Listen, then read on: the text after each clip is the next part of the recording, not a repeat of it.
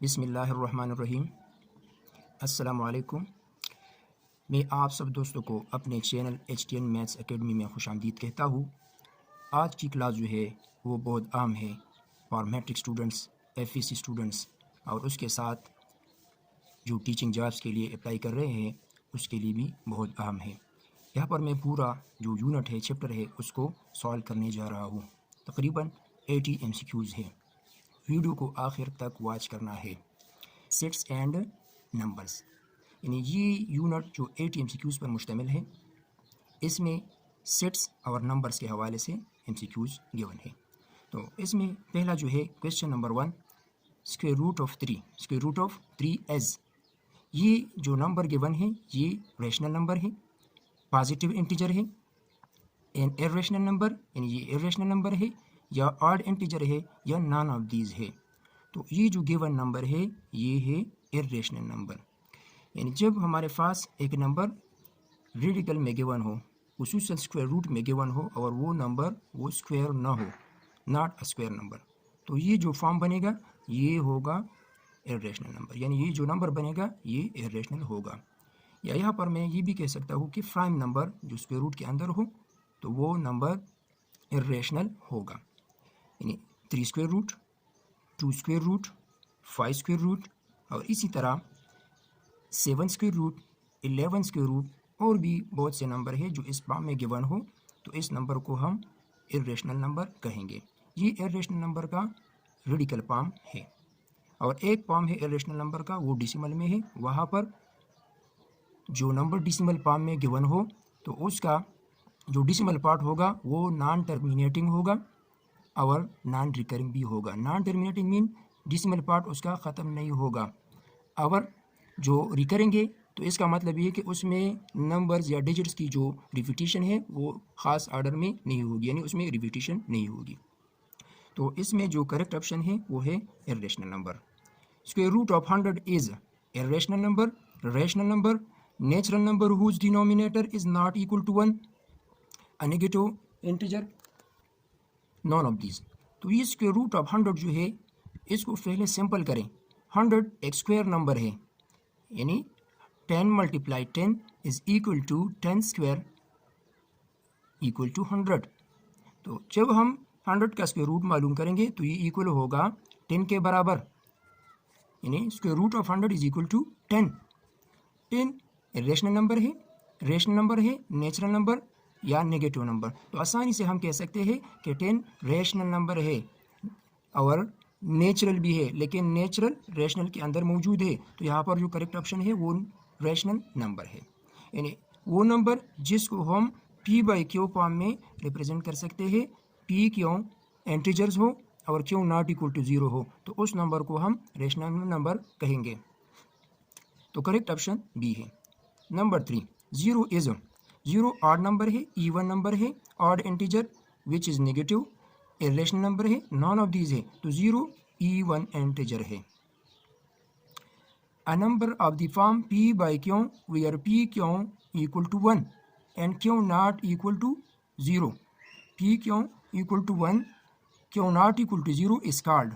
For example, एक number है P/Q form में है और P/Q दोनों 1 के बराबर हो, यानी Q not equal to 0 is called. तो इसको हम क्या कहेंगे? Irrational number, rational number, negative integer, both positive and negative integer, और नॉन ऑफ दीज। तो यहाँ पर इसको हम रेशनल नंबर कहेंगे। The set of rational number between 3 and 7 is, तो 3 और 7 के दरमियान, 3 और 7 के दरमियान कितने रेशनल नंबर है? तो 3 और 7 के दरमियान तो नेचुरल नंबर जो है वो 4, 5 और 6 है, यानी 3 नंबर है 3 और 7 के दरमियान। लेकिन यहाँ पर रेशनल नंबर का कहा गया है, तो रेशनल नंबर 1 और 2 के दरमियान जो बनते हैं वो इन्फिनिट है। तो 3 और 7 के दरमियान जो रेशनल नंबर बनेंगे वो भी इन्फिनिट होंगे, यानी लामहदूद होंगे, लामुतनाही होंगे। तो यहाँ पर इन्फिनिट होंगे, यानी इन्फिनिट सेट है यहाँ पर। फॉर एनी सेट ए एक सेट है। जब ए और उसके कंप्लीमेंट सेट का इंटरसेक्शन हम लेंगे तो ये इक्वल होगा किसके बराबर? सेट ए के बराबर होगा। एम्प्टी सेट के बराबर होगा ए यूनियन ए कम्प्लीमेंट या सेट ए कम्प्लीमेंट या नॉन ऑफ दीज। तो यहाँ पर इसको देखें, एक्स या यू जो है ये यूनिवर्सल सेट है। जब भी कम्प्लीमेंट की बात होगी तो इसके साथ यूनिवर्सल सेट का होना ज़रूरी है। तो यूनिवर्सल सेट में एलिमेंट्स है 1 2 3 और सेट ए जो है इसमें एलिमेंट 1 है। तो इसका कम्प्लीमेंट यूनिवर्सल सेट और ए के दरमियान जो डिफरेंस होगा ये एक ए कम्प्लीमेंट सेट के बराबर होगा। तो यूनिवर्सल सेट में वो एलिमेंट जो ए में ना हो, तो यहाँ पर 2 3 जो है ये सेट ए में गिवन नहीं, तो ये इसका कम्प्लीमेंट होगा। तो आसान सी बात है, ए कम्प्लीमेंट और ए के दरमियान इंटरसेक्शन। इंटरसेक्शन क्या होता है? सेट्स के दरमियान एक ऑपरेशन होता है जिसमें कॉमन एलिमेंट्स को हम एक सेट में लिखते हैं। दोनों सेट्स का जो इंटरसेक्शन बनेगा वो एम्प्टी सेट होगा, फाई सेट होगा, यानी पाई होगा। तो इसका करेक्ट ऑप्शन फाई है, यहाँ पर बी ऑप्शन करेक्ट है। If A is a subset of B then A union B is equal to, अगर ए सेट बी का सबसेट हो तो ए यूनियन बी इक्वल होगा। तो आसान है, फॉर एग्जांपल ए सेट 1 और 2 एलिमेंट है इसमें, और सेट बी 1 2 3 यानी इसमें 3 एलिमेंट्स है। तो ए के जितने भी एलिमेंट है वो बी में गिवन है, तो ए सबसेट होगा बी का, ये इसका सिंबल है। अब इसका यूनियन ले तो A union B is equal to A और बी में जितने एलिमेंट्स हैं उसको एक सेट में लेके और जो एलिमेंट सेम है उसको 1 टाइम लेके, तो यहाँ पर 1 2 और एक 3 है। तो ये जो ए यूनियन बी सेट बनता है ये बी के इक्वल है, तो यहाँ पर करेक्ट ऑप्शन जो है वो बी होगा। Let A and B be non empty sets then A union and to A intersection B is A और बी 2 नॉन एम्प्टी सेट्स है, यानी इसमें एलिमेंट्स गिवन है, तो A union and to A intersection B equal होगा। तो यहाँ पर ए सेट ये बी सेट है, इसको इसमें पुट करें तो यहाँ पर वैल्यू एक ही, और यहाँ पर ए और बी की मैंने पुट की, तो ये अपनी जगह पे 1 2 और 2 3 में कॉमन 2 है। अब इसका यूनियन होगा 1 2, और ये 1 2 वाला सेट जो है ये सेट ए के बराबर है, तो इसका जो रिजल्ट बनेगा ये सेट ए के बराबर होगा, यानी ये करेक्ट ऑप्शन है।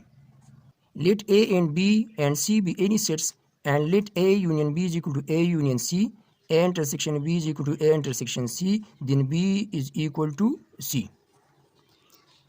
यानी यहाँ पर ए और बी का यूनियन और ए और सी का यूनियन इक्वल होगा, या ए और बी का इंटरसेक्शन एंड ए और सी का इंटरसेक्शन इक्वल होगा कब? जब बी और सी आपस में बराबर हो। तो करेक्ट ऑप्शन डी है। 10 नंबर, A union B is equal to A intersection B, then A is equal to A और बी का यूनियन और ए और बी का इंटरसेक्शन ये इक्वल होगा जब दोनों सेट्स आपस में बराबर हो, यानी ए और बी आपस में बराबर हो। आप खुद भी इसकी एग्जांपल कर सकते हैं। Given sets A and B then A union B complement equal to, ये डिमॉर्गन लॉ है विद रिस्पेक्ट टू यूनियन, तो ये इक्वल होगा A complement intersection B complement. तो करेक्ट ऑप्शन है यहाँ पर B option. Which of the following sets has only one subset? Given 5 sets में किस सेट का एक सबसेट बनेगा? तो फार्मूला है 2 पावर n।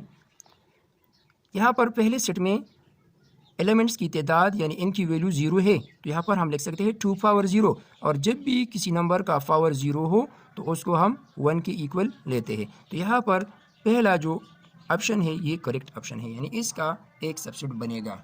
इस गिवन क्वेश्चन में 2 सेट्स दिए गए हैं, उसका इंटरसेक्शन एम्प्टी सेट है और उसका यूनियन यूनिवर्सल सेट है, और ए यूनियन यू जो है यानी यूनिवर्सल सेट और ए सेट का यूनियन बराबर होगा। तो फॉर एग्जांपल यू सेट है हमारे पास 1 2, ए सेट 1, और बी सेट में एक एलिमेंट भी हो सकता है और 1 2 दोनों भी हो सकते हैं, लेकिन यहाँ पर डिसजॉइंट कहा गया है, तो इस तरह हम लेंगे।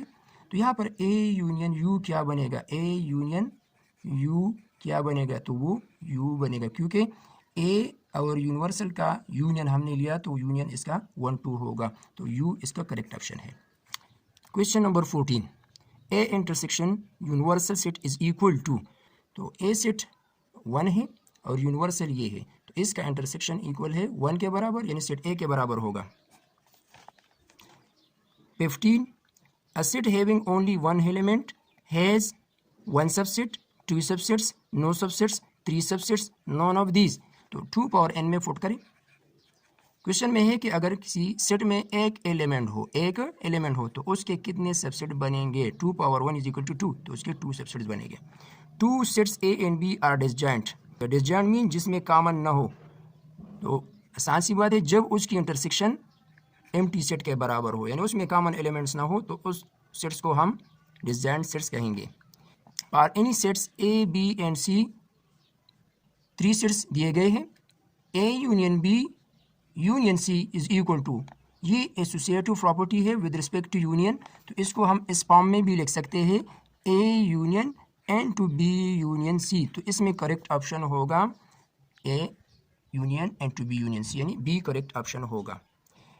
18 if S contain n elements then P of S यानी power set of S has 2 power n, जिस तरह मैंने पहले यूज किया।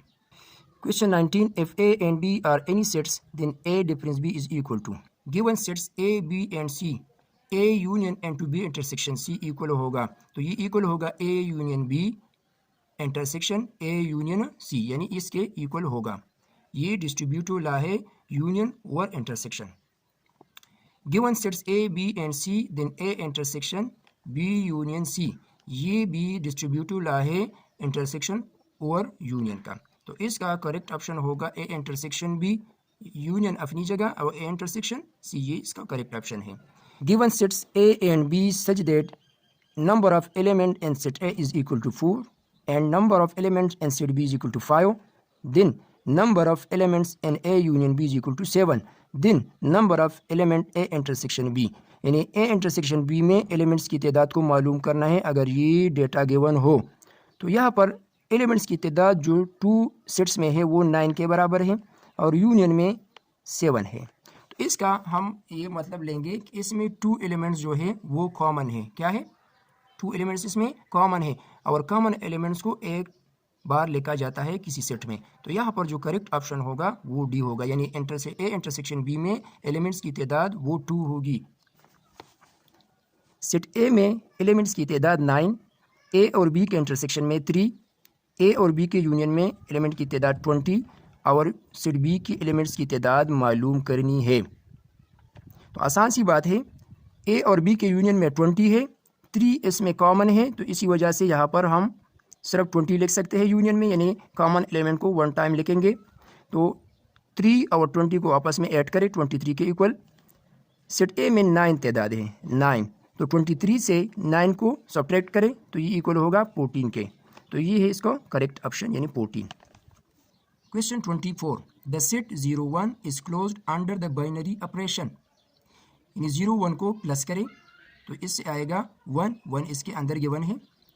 10 को प्लस करें फिर भी 1 के बराबर है, इस सेट में गिवन है।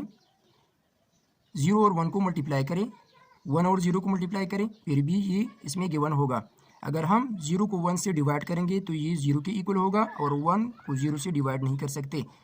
और इसी तरह 0 माइनस 1 इक्वल टू -1 इसमें गिवन नहीं, तो ये with respect to subtraction close नहीं, with respect to division close नहीं, और एडिशन और मल्टीप्लिकेशन में ये क्लोज है। x equal to 1 over x और x belong to real number, तो x की वैल्यू क्या होगी? तो यहाँ पर हम x की जगह वैल्यू को फुट करेंगे। फॉर एग्जाम्पल x की जगह हम 1 को फुट करते हैं, तो 1 is equal to 1 divided by x की जगह 1, तो ये इक्वल है 1/1 इक्वल टू 1। अगर हम x की जगह -1 को पुट करेंगे तो ये इक्वल होगा 1/-1, -1 is equal two plus minus minus, यानी इसकी वैल्यू होगी +1 या -1, तो करेक्ट ऑप्शन सी है। 26 if x greater than y and y greater than z, 3 number given है, पहला नंबर दूसरे से ग्रेटर है, दूसरा तीसरे से ग्रेटर है, तो आसान सी बात है पहला नंबर बी तीसरे नंबर से ग्रेटर होगा, तो यहाँ पर करेक्ट ऑप्शन बी है।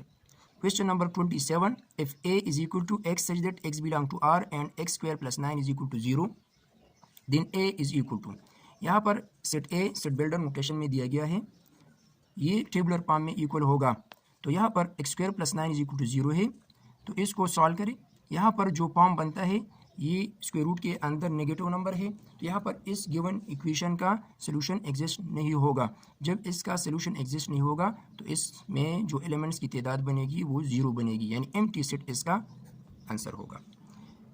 If b minus a is equal to b, then b difference a b के बराबर होगा जब b और a का इंटरसेक्शन एम्प्टी सेट होगा, यानी b के तमाम एलिमेंट a में न हो तो उस हालत में ये रिजल्ट आएगा, यानी दोनों सेट्स का डिसजॉइंट होना ज़रूरी है इसमें।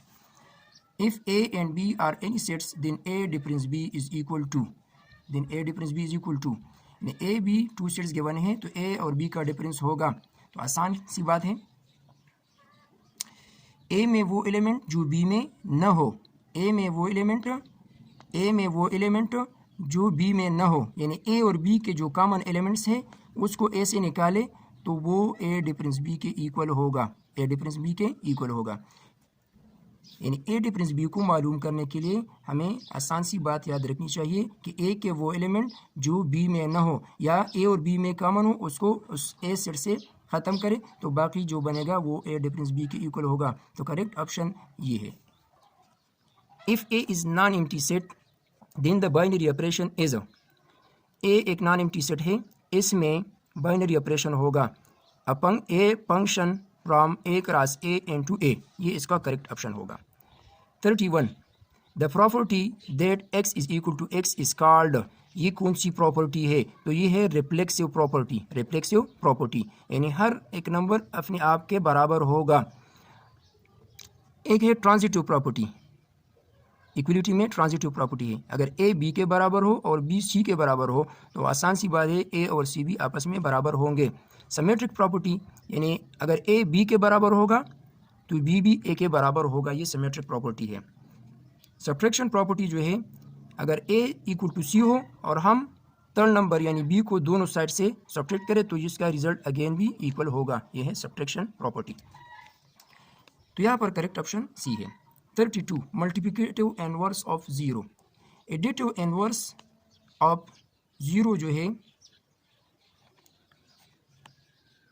वो 0 है, लेकिन मल्टीप्लिकेटिव इनवर्स ऑफ 0 ये एग्जिस्ट नहीं होगा, so do not exist.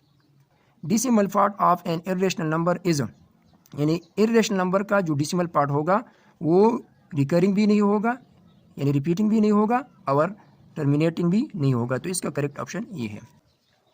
The conjugate of z x square by x plus y square by x plus y into iota is, इसका कंजुगेट क्या होगा? तो इसका कंजुगेट होगा z बार, और यहाँ पर साइन चेंज करें तो ये जो सी ऑप्शन है ये इसका करेक्ट ऑप्शन है।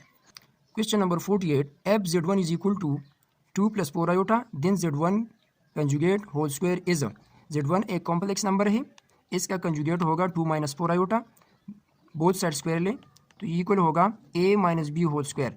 इस पर a minus b whole square formula को अप्लाई करें तो ये a square equal to 4, b square equal to 16 iota square minus 2ab 4, 16 iota square equal to minus 16, और इसी तरह माइनस 2 2 जार 4 4 जार 16 16 आयोटा, तो ये इक्वल होगा 4 minus 16 is equal to minus 12 और माइनस 16 आयोटा। तो इसका करेक्ट ऑप्शन जो है वो सी ऑप्शन है। 2/3 इज, 2/3 ये क्या है?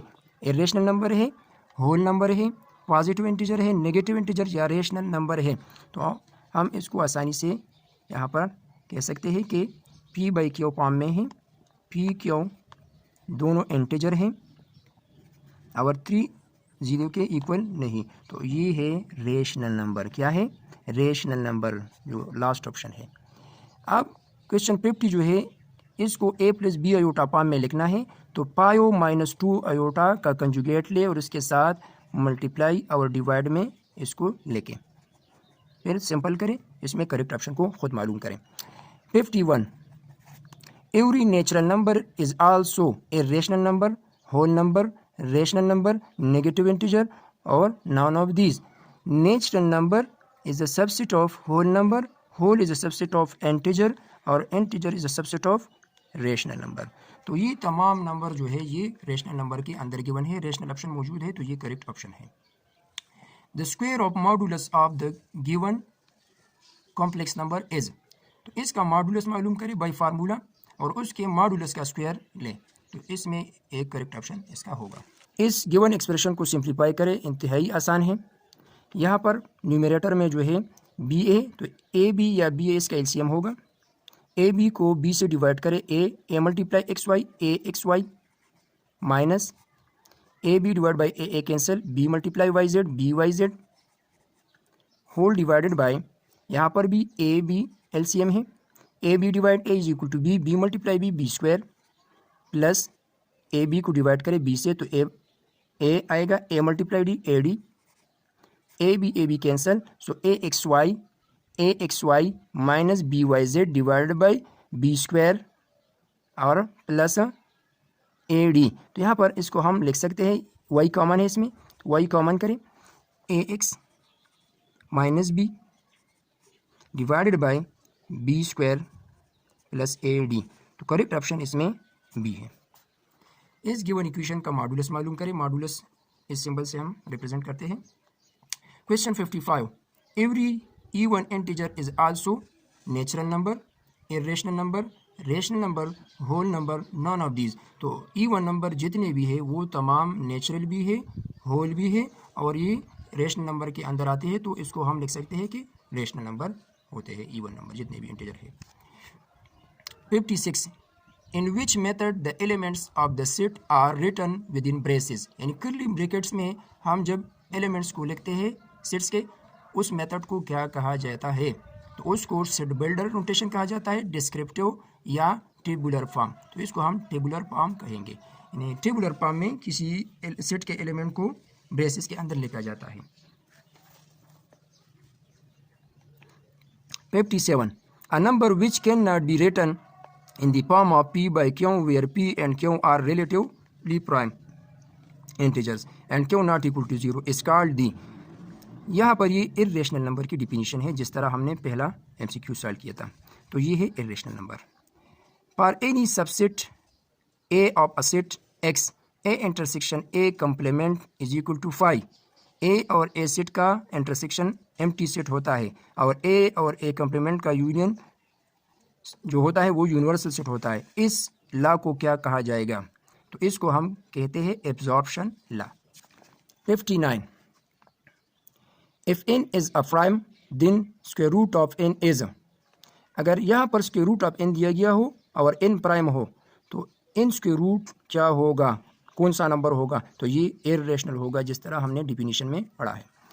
If n is a perfect square then square root of n is, अगर n परफेक्ट स्क्वायर होगा तो इसका जो स्क्वायर रूट बनेगा वो रेशनल नंबर होगा।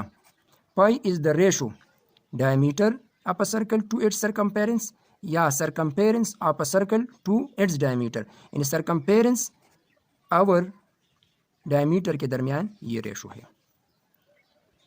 Every non repeating decimal represents the, जितने भी नॉन रिपीटिंग डेसिमल है ये रिप्रेजेंट करता है इरेशनल नंबर को। ये इरेशनल नंबर की डिफिनीशन में गिवन है। Respect to division binary operation ये पॉसिबल है, तो ये पॉसिबल नहीं, तो is not a binary operation in real number. With respect to addition a binary relation या बाइनरी ऑपरेशन इन आर या नॉट, यानी with respect to addition binary operation exist होता है रियल नंबर में या रेशनल नंबर में, even number में, odd number में। तो हाँ, विद रियल नंबर में ये ऑपरेशन हो सकता है with respect to addition. With respect to subtraction जो होता है वो बाइनरी रिलेशन इन आर ये भी हो सकता है। The reflexive property of equality of real number A is equal to A और all A belong to R, इसका करेक्ट ऑप्शन ए है। The symmetric property of equality of real number, symmetric property में हमने पढ़ा है कि a अगर b के इक्वल होगा तो b भी एक a इक्वल होगा। तो a is equal to b, b is equal to minus b, ये नहीं, a is equal to b, b is equal to 0, a is equal to b, b is equal to 2a, a is equal to b, b is equal to a। तो यहाँ पर ये जो c option है, d option है, ये इसका correct answer है। The additive property of equality of the real number is, यहाँ पर प्रॉपर्टीज गिवन है, इसमें एडिटिव प्रॉपर्टी ऑफ इक्वलिटी कौन सी है? तो आसान सी बात है, फॉर एग्जाम्पल a b के इक्वल है तो इसके साथ हम तीसरे नंबर को ऐड करेंगे तो इसका जो रिजल्ट बनेगा वो अगेन इक्वल होगा।